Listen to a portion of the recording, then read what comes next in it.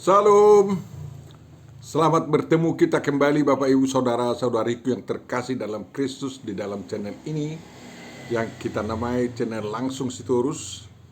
Dan pada kesempatan ini kita akan gunakan channel ini untuk merenungkan firman yang menjadi evangelium pada perayaan kenaikan Tuhan Yesus Kristus ke surga tanggal 9 Mei tahun 2024. Dan mudah-mudahan pertemuan kita ini dengan merenungkan Lukas 24 ayat 44 sampai 53, iman kita semakin dikuatkan dan kita semakin disegarkan dalam melaksanakan tugas-tugas kita yang diperintahkan oleh Yesus Kristus. Untuk memulai perenungan kita, Bapak Ibu Saudaraku yang terkasih, marilah kita terima penyertaan dari Tuhan kita. Anugerah dari Tuhan kita Yesus Kristus, kasih setia Allah Bapa dan persekutuan Roh Kudus kiranya menyertai dan memberkati kita senantiasa. Amin. Firman yang akan kita renungkan Bapak Ibu Saudara akan kita baca dari Lukas 24 ayat 44 sampai ayat yang 53. Ia berkata kepada mereka, "Inilah perkataanku yang telah kukatakan kepadamu ketika aku masih bersama-sama dengan kamu, yakni bahwa harus digenapi semua yang ada tertulis tentang aku dalam kitab Taurat Musa dan kitab Nabi-Nabi dan kitab Mazmur." Lalu ia membuka pikiran mereka sehingga mereka mengerti kitab suci. Katanya kepada mereka, "Ada tertulis demikian, Mesias harus menderita dan bangkit dari antara orang mati pada hari yang ketiga. Dan lagi dalam namanya berita tentang pertobatan dan pengampunan dosa harus disampaikan ke seluruh bangsa, mulai dari Yerusalem. Kamu adalah saksi dari semuanya ini, dan aku akan mengirim kepadamu apa yang dijanjikan Bapakku. Tetapi kamu harus tinggal di dalam kota ini sampai kamu diperlengkapi dengan kekuasaan dari tempat tinggi." Lalu Yesus membawa mereka ke luar kota sampai dekat Betania. Di situ ia mengangkat tangannya dan memberkati mereka. Dan ketika ia sedang memberkati mereka, ia berpisah dari mereka dan terangkat ke surga. Mereka sujud menyembah kepadanya. Lalu mereka pulang ke Yerusalem dengan sangat bersukacita. Mereka senantiasa berada di dalam bait Allah dan memuliakan Allah. Demikian firman yang akan kita renungkan Bapak Ibu Saudara-saudariku yang terkasih. Yang berbahagia adalah orang yang mendengar, memelihara, memahami, menghayati, dan melakukan firman Tuhan Bapak Ibu Saudaraku. Amin. Dalam almanak kita diusulkan topik atau tema perenungan kita mengatakan Yesus terangkat ke surga dan kita bersukacita. Bapak Ibu Saudara-saudariku yang terkasih, di dunia ini sangat jarang berita tentang orang yang terangkat ke surga. Di dalam Alkitab ada sedikitnya 3 orang yang langsung ke surga, yakni Henok, kemudian Elias atau Elia, lalu Yesus Kristus. proses kematian masing-masing itu berbeda. Henokh itu seorang penduduk biasa tapi sangat beriman. Dia tidak mengalami kematian dan diangkat ke surga. Elia itu seorang nabi yang sangat mempertahankan keimanan kepada Jehovah Elohim dan bertarung dengan nabi-nabi Baal, menegakkan ajaran dari Yesus, dari Jehovah di tengah bangsa Israel. Dan dengan ada kereta berkuda yang menyala, dia dibawa ke surga. Kemudian jubahnya tertinggal kepada Elisa yang menggantikannya menjadi nabi. Dua orang yang naik ke surga ini, setelah dia di surga, kita tidak punya manfaat, tidak diberitahu manfaat kedua-duanya ke surga. Mereka berdua hanya sebagai contoh bahwa ada orang yang naik ke surga. Menurut agama lain, ada juga orang lain yang naik ke surga dan hidup sampai sekarang di surga itu. Dan penganjur agama mereka katanya pernah naik ke surga dari dari tembok Bait Suci yang telah runtuh di Yerusalem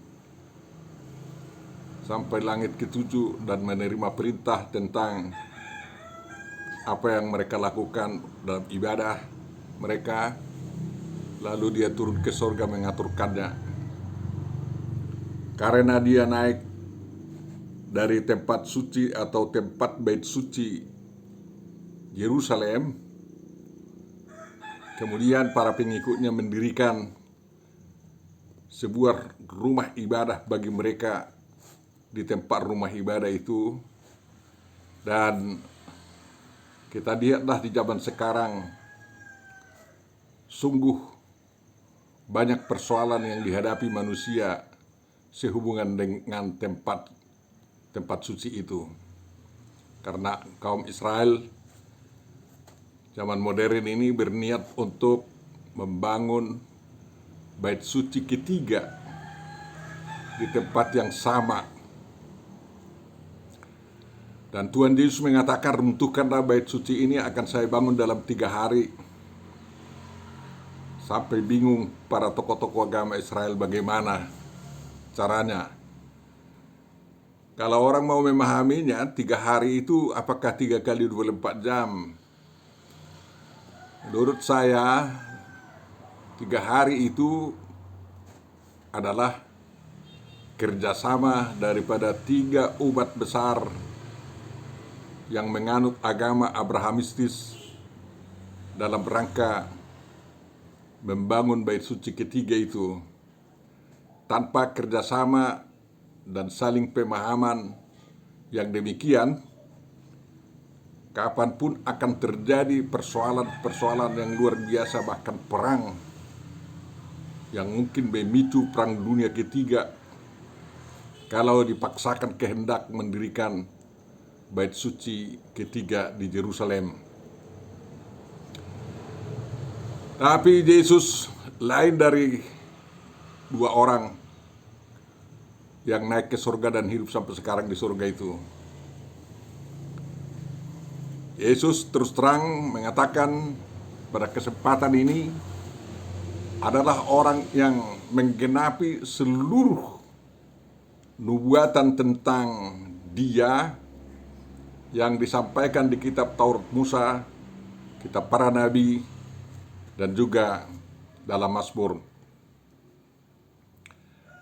3 kitab suci yang diklaim oleh pihak lain juga sebagai bagian kitab suci mereka, walaupun mereka tidak sering menggunakannya. Karena dituduh dipalsukan katanya, omong kosong dipalsukan. Siapa yang memalsukan? Bahkan dirawat sangat luar biasa itu kitab suci Taurat, kitab para nabi, dan juga kitab Mazmur atau kitab Zabur bagi mereka. Di kitab Musa dinubuatkan bahwa seorang nabi seperti Musa akan datang, akan lahir, dan itulah Yesus Kristus Nabi yang seperti Musa, bahkan melebihi daripada Musa sendiri. Karena bukan hanya hukum Taurat yang dibawa oleh Tuhan Yesus Kristus, tetapi kehidupan dari surga dibawa Yesus Kristus untuk dianugerahkan kepada umatnya. Di kitab Nabi, hanya Yesus Kristus satu-satunya Nabi yang memenuhi nubuatan tentang Nabi yang menderita, yang dinubuatkan oleh Nabi Yesaya. Kita baca di Yesaya 53 misalnya.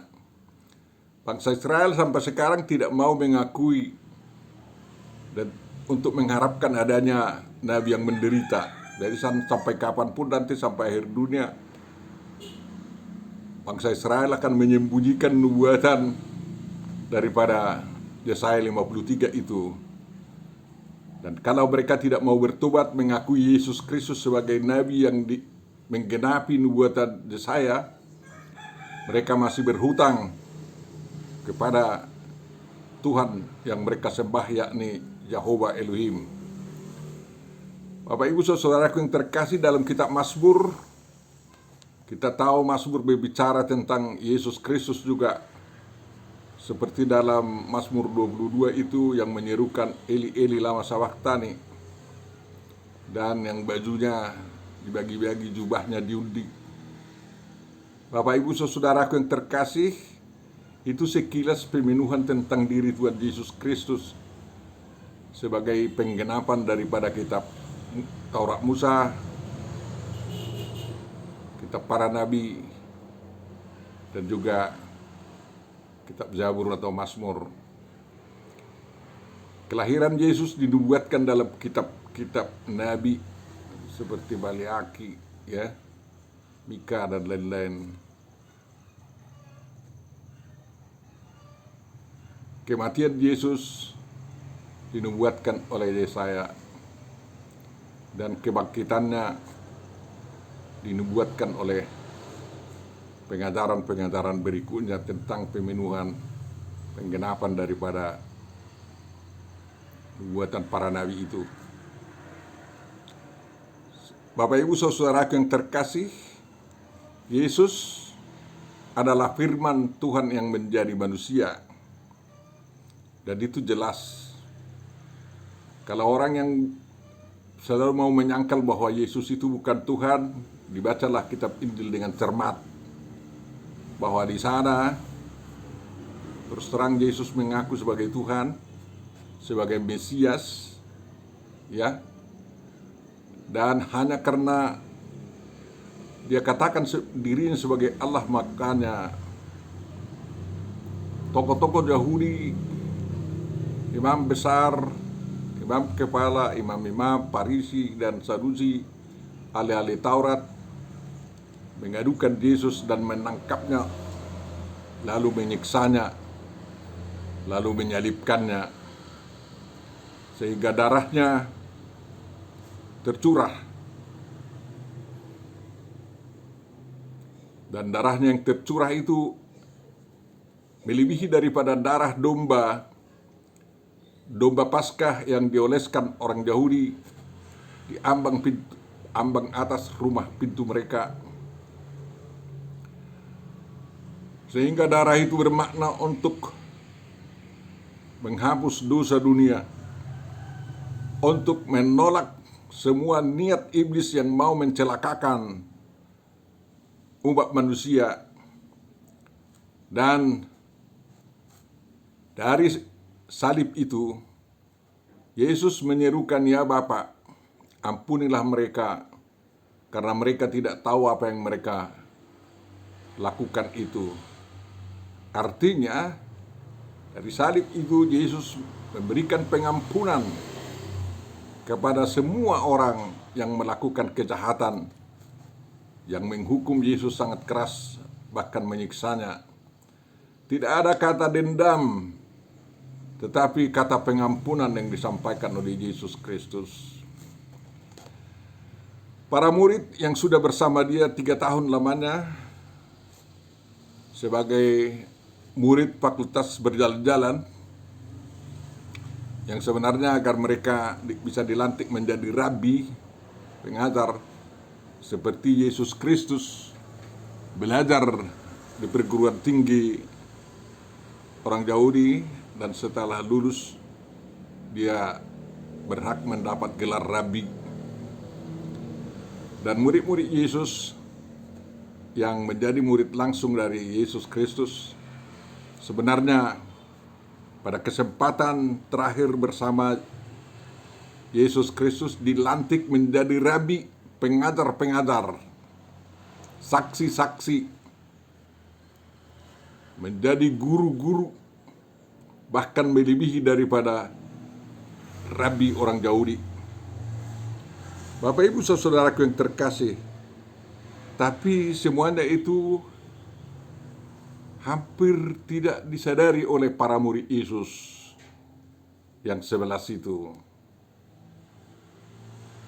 Hati mereka, otak mereka tertutup oleh karena peristiwa yang dialami Tuhan Yesus 40 hari sebelumnya, bahwa dia disiksa sampai mati, dia ditikam di kayu salib itu dan mati, lalu dikuburkan. Dan memang seperti dikatakan Tuhan Yesus sampai 3 kali dalam pengajarannya, dia akan bangkit kembali pada hari yang ketiga. Dia bangkit walaupun muridnya sangat sulit memahaminya. Pada kesempatan terakhir ini, yang sekaligus pelantikan dan pengutusan mereka menjadi pengajar dunia ini tentang kebenaran Injil, Yesus membuka hati dan pikiran mereka agar menyadari semua apa yang mereka pelajari selama bersama Yesus 3 tahun, di mana mereka belajar tentang isi kitab Taurat, isi kitab Nabi-Nabi, dan juga isi kitab Mazmur. Lalu otak, pikiran, dan hati murid-murid itu terbuka sehingga mereka tidak dirundung kemalangan lagi oleh karena kematian Yesus Kristus. Dan sejak kematiannya, walaupun mereka tahu Yesus telah bangkit, Yesus jarang bertemu dengan mereka. Bahkan banyak di antara murid yang meragukan kebenaran daripada kebangkitan itu. Namun akhirnya pada kesempatan ini, semua murid diyakinkan bahwa Yesus benar-benar bangkit dan benar-benar berkarya untuk memberikan kehidupan kepada umatnya, kepada orang-orang yang percaya. Dan pada kesempatan ini dia akan naik ke surga. Bapak Ibu saudaraku yang terkasih, memang orang Kristen zaman sekarang pun harus membuka pikiran, otak, hati, dan wawasan, serta memahami apa isi kitab Perjanjian Lama, atau apa isi daripada kitab Nabi-Nabi, kitab Mazmur, dan sehingga seperti Paulus dapat memahami apa artinya Yesus yang menderita, mati, bangkit, dan naik ke surga itu untuk kehidupan dunia ini, sehingga kita masih tergerak untuk memberitakan Injil. Bapak Ibu saudaraku yang terkasih, marilah kita lihat di sini bagaimana Yesus membuka hati mereka. Dan itu bisa berlaku sama kita. Kalau pikiran kita bojok, hampir tidak bisa memahami apa yang kita baca dari kitab suci, mari kita minta pertolongan Tuhan Yesus Kristus agar pikiran otak kita juga, hati kita, wawasan kita dibukakan untuk memahami apa makna daripada firman yang kita baca dari kitab suci itu. Bapak Ibu saudara, Yesus naik ke surga. Sewaktu dia mau naik, dia membawa murid-muridnya keluar kota. Dia tidak naik dari menara Bait Suci di Yerusalem. Mengapa dia tidak pilih menara Bait Suci untuk naik ke surga? agar belakangan atau sampai zaman sekarang tidak masalah bagi orang Kristen dan bagi orang Yahudi. Kalau Yesus naik dari menara Bait Suci Yerusalem, orang Kristen mungkin akan mengklaim, mengatakan, ya ini Bait Suci milik kami katanya, karena Tuhan kami naik dari sini ke surga. Dan yang dilakukan oleh penganut agama yang lain terhadap bekas-bekas berdirinya Bait Suci itu, demi menghindari konflik tentang Bait Suci itu, Yesus membawa muridnya keluar kota ke dekat Betania. Disitulah dia mengatakan kata-kata perpisahan dan mengatakan pelantikan murid-muridnya menjadi utusan-utusan yang ditangguhkan, yang dikuatkan, yang disertai dan dibekali untuk memberitakan Injil. Injil yang dimaksud adalah, Bapak Ibu Saudara, adalah berita pertobatan atau tuntutan pertobatan kepada segenap bangsa dan juga berita pengampunan dosa. Pekerjaan itu dikatakan mulai dari Yerusalem. Itu berarti bahwa tokoh-tokoh agama setinggi apapun di pusat keagamaan manapun harus diberitai berita Injil, harus diajak untuk bertobat dan diajak menerima pengampunan dosa mereka. Terutama orang Yahudi yang terlibat dalam pembunuhan Yesus Kristus harus benar-benar menyadari bahwa Tuhan mengampuni dosa mereka, sehingga mereka harus bertobat. Jangan terlalu nakal. Sampai sekarang orang Yahudi masih menyangkal tentang kemesiasan Yesus, sehingga luar biasa penderitaan bangsa Yahudi ini. Kita tidak tahu lagi, tidak tahu, walaupun negara Israel sudah berdiri tahun 1948, sampai sekarang eksistensi mereka masih terus di dalam ancaman.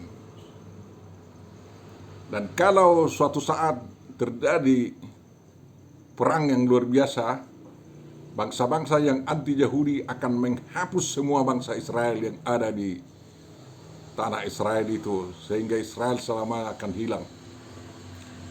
Kita harapkan sebenarnya tidak terjadi begitu. Makanya kita ajak mereka untuk mau bertobat. Bertobat mengenal kasih Yesus Kristus, mengenal ajaran Yesus Kristus tentang kasih itu, dan tentang hukum perbuatan yang diajarkan Yesus. Bapak Ibu Saudaraku yang terkasih, sebelumnya memang Tuhan Yesus di daerah Galilea telah menyatakan kepada para murid itu agar mereka pergi ke seluruh bangsa, ya, ke seluruh dunia, ke seluruh kosmos, untuk memberitakan Injil kepada segala makhluk, menjadikan semua bangsa menjadi murid Yesus Kristus, membaptis mereka, mengajar mereka tentang apa yang menjadi ajaran-ajaran Yesus Kristus. Dan mereka dijamini penyertaan daripada Yesus Kristus dalam melakukan tugas pemberitaan Injil itu. Bapak Ibu Saudaraku yang terkasih, dalam berita pelantikan pengikut Yesus menjadi rabi, pengajar, utusan, kita ingatlah pesan Tuhan Yesus itu, amanat agung Yesus Kristus, dan suruhan yang dilakukan persis sewaktu di Betania pada saat mereka menyaksikan kenaikan Yesus ke surga. Kita lihatlah, dengan dipilihnya tempat dekat Betania, suatu tempat yang kosong, ya, tempat terbuka, sebagai tempat dari mana Yesus naik ke surga atau terangkat ke surga.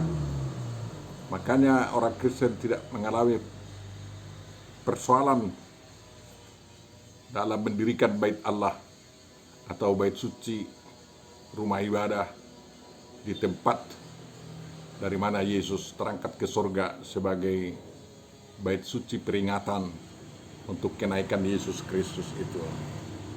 Kiranya di Indonesia juga ada bait suci yang dikenal sebagai bait suci kenaikan Yesus Kristus ke surga, sebagai monumen mengingat Yesus naik ke surga. Dan Bapak Ibu saudaraku yang terkasih, pemberitaan Injil itu harus dimulai dari Yerusalem, ya. Dari pusat keagamaan, orang yang mengatakan dirinya sebagai orang yang beragama sangat benar, mereka harus bertobat. Demikian juga di tempat-tempat pusat ibadah yang mengatakan mereka adalah pengikut agama yang benar, mereka juga harus ditobatkan dan menerima pengampunan dosa, dijadikan menjadi pengikut-pengikut Yesus Kristus. Bapak Ibu saudara yang terkasih, pemberitaan Injil itu sampai ke ujung bumi, ke seluruh kosmos, ya, ke daerah-daerah yang belum mengenal Yesus Kristus. Kabar kebaikan ini, kabar kasih tentang kasih Yesus, kasih Allah Bapa dalam Yesus Kristus kepada seluruh umat manusia harus disampaikan. Pada zaman sekarang ini Tuhan telah menyediakan alat-alat pemberitaan Injil, sarana-sarana yang bisa digunakan. Tapi memang yang paling sulit sekarang adalah membengkokkan hati manusia mau menerima Injil itu. Karena Injil itu dianggap kebodohan, salib itu dianggap kebodohan, padahal itu adalah kekuatan Allah yang sangat luar biasa. Jadi dunia masih harus disadarkan tentang pentingnya menerima Yesus Kristus sebagai Tuhan yang mengatur kehidupan umat manusia. Kita tahu bahwa para murid itu masih selalu membayangkan kejamnya tokoh-tokoh agama yang menjadi lawan mereka. Benar itu, karena tidak berapa lama mereka sudah mengatur strategi untuk menangkapi, ya, para pengikut Yesus untuk dibunuh. Termasuk Paulus pada waktu itu ikut dalam usaha itu. Namun Yesus mendorong muridnya tidak takut sedikit pun. Pulang dari Betania mereka harus berada di Bait Allah dan mereka lakukan itu. Mereka tidak takut terbuka dilihat oleh para tokoh Yahudi. Dan pada kesempatan seperti itu mereka anggap sebagai kesempatan memberitakan Injil. Dan ternyata di Bait Allah lah mereka menerima pencurahan Roh Kudus. Demi mengatasi kegentaran mereka menghadapi dunia yang sangat keras, Yesus menjanjikan penyertaan dan kuasa yang datang dari surga, seperti dikatakan bahwa roh kebenaran akan diurapkan kepada mereka.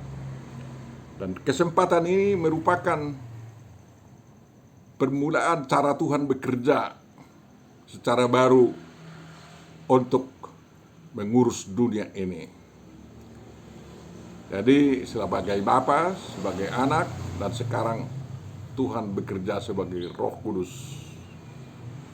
Mudah-mudahan dunia dapat memahami itu. Mengapa Yesus merubah cara kerjanya agar dalam kesempatan yang sama Yesus bisa berada di mana-mana. Kalau dia hanya secara fisik bersama para muridnya, dia berada di tempat itu, tidak bisa kesempatan berada di ujung dunia.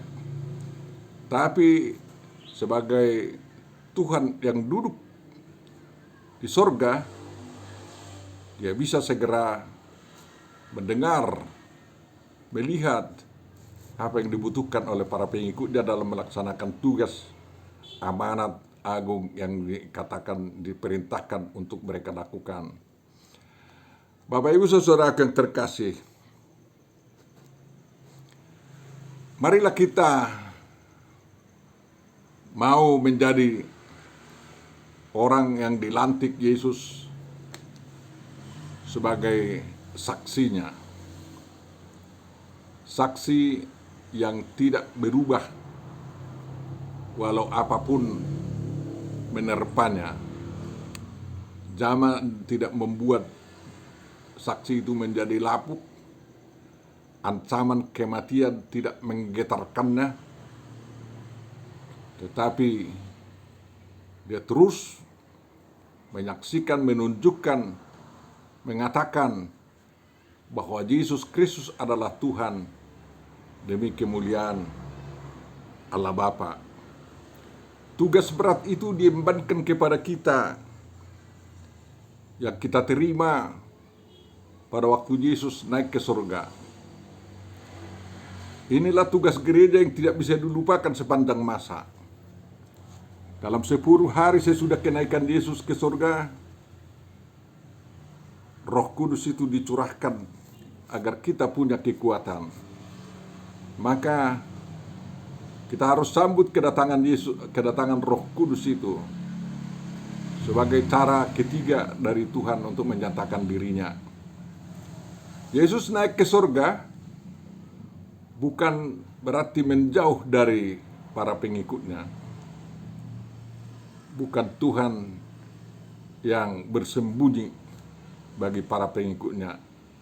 Justru Yesus naik ke surga adalah menyediakan tempat bagi orang-orang yang telah diselamatkannya, yang setia sampai akhir, setia sampai mati. Dan di mana-mana pun hanya Yesus yang sembahan, yang menjanjikan tempat bagi pengikutnya seperti itu.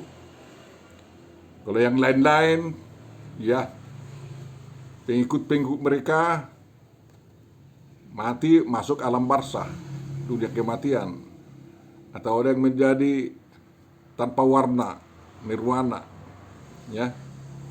Ada yang menjadi reinkarnasi katanya, dari manusia menjadi monyet atau menjadi cacing. Para pengikut Yesus tidak demikian.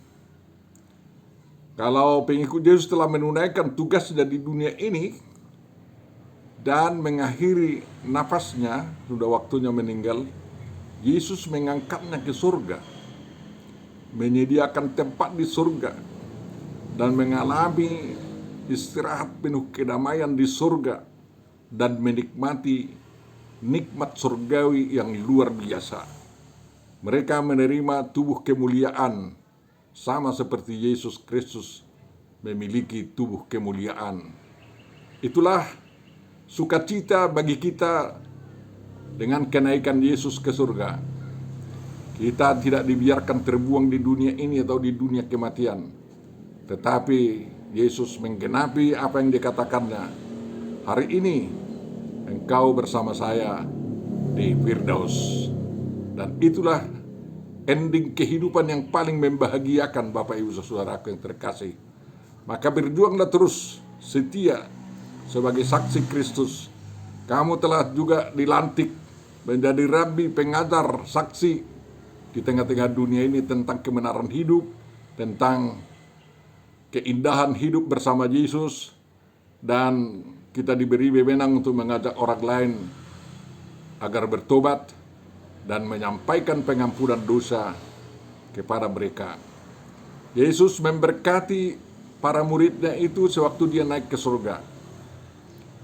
Berkat yang ditinggalkan kepada kita bukan hanya berkat Musa, bukan hanya berkat-berkat yang dikatakan di Ulangan 28 itu, tetapi segala harta kekayaan Tuhan diserahkan kepada kita untuk kita urus di dunia ini.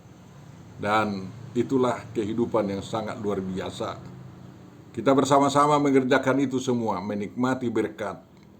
Jadi hidup ini adalah kesempatan untuk meraih berkat itu Dan apabila kita nanti sudah selesai dari dunia ini, hidup kita tetap ada sebagai berkat bagi sesama kita. Tuhan memberkati kita. Selamat merayakan hari kenaikan Yesus Kristus. Amin. Ya Tuhan, terima kasih Engkau telah mengingatkan kami tentang harta yang sangat luar biasa, hari yang sangat besar, yakni hari kenaikan-Mu ke surga, agar kami tidak hilang di dunia, tetapi kami dapat menikmati nikmat surgawi apabila kami telah meninggalkan dunia ini. Sertailah seluruh umat-Mu Tuhan menjadi saksi di dunia ini, dan bukalah hati orang-orang yang belum mengenal Engkau atau yang sudah membenci Engkau, agar mereka bertobat dan menerima pengampunan dosa yang daripada-Mu. Sembuhkanlah mereka yang sakit ya Tuhan, dan apabila Engkau melakukan jalan itu untuk memperkenalkan diri-Mu kepada mereka, agar mereka juga bertobat. Terima kasih Bapa atas penyertaan-Mu kepada kami dan atas berkat-Mu selama ini. Dan sempurnakanlah doa kami ini yang kami mohonkan dalam Yesus Kristus. Kabulkanlah itu. Amin.